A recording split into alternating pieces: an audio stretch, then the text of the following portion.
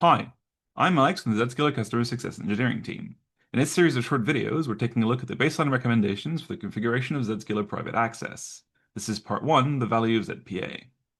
Before we start talking about how ZPA works, it's useful to understand how application access has traditionally worked in the past.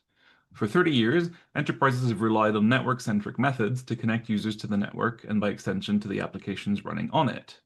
This approach has a number of common issues. First, it places the users on the network, which increases risk. If your user or device is compromised, since they're on network, that access can be used to move laterally across the network. Secondly, it provides a poor end-user experience since traffic has to be routed through the internal network and security stacks hosted in your corporate HQ. This causes issues such as users becoming frustrated with their VPN performance. This approach also requires appliances, ACLs, and firewall policies. This means setting up, configuring, and managing your network is a complicated, complex, and difficult task that requires much time and much money.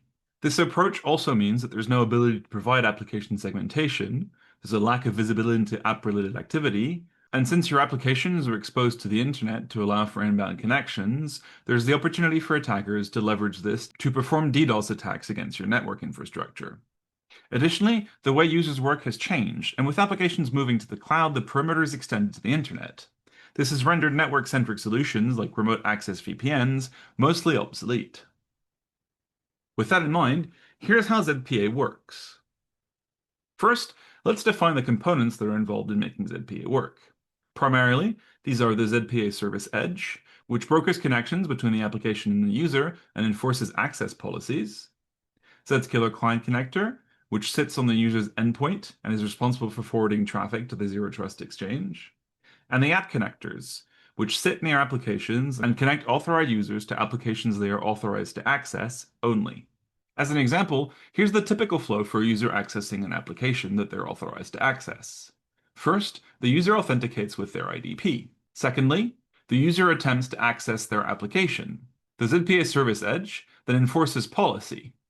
If the user is not authorized to access its application, the connection is refused.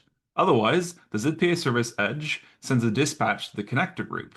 The application connector closest to the application responds, then sends an outbound TLS 1.2 tunnel to the service edge. Finally, the service edge closest to the user creates a second outbound TLS microtunnel between the service edge and the user, and then stitches these two tunnels together. The end result is that connection happens only from the application towards the user. This entire model means that application access has been redefined. Applications are visible to authorized users only. Users are connected to specific applications only from the application outward. Internet is used as the transport medium. Users don't require a VPN and don't have network access. This makes lateral movement impossible within the network.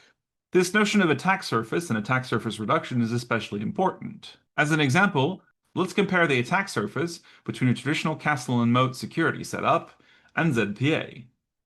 Here on the left, we have a perimeter security model, the castle and moat model. Since applications reside in private or public clouds or data centers, users have to be able to access them over the internet. This results in those applications being exposed to the internet. Malicious actors can discover these, exploit them, or perform DDoS attacks. Every internet-facing firewall is an attack surface. By contrast, with ZPA, these applications are no longer exposed to the internet. Since all connections transit through the Zero Trust Exchange, and connections to applications are from the application to the user, this means your apps are no longer exposed to the internet. And since you can't attack what you can't see, your attack surface is drastically reduced. The end result is that ZPA allows you to implement least privilege access to your applications, performing user-to-app segmentation without requiring you to set up network microsegmentation. Authenticated users are connected to authorized applications with business policies that use user and application group informations. All connections are inside out. Third parties can be given secure remote access to your internal applications. Contractors can securely connect with their own devices without network access. B2B customers and suppliers have fast, seamless access, also without network access. And vendors can access utilities. Private service edges can also be hosted on-premise for user-to-app access from inside corporate locations if required. That's it for this video. Thank you for watching.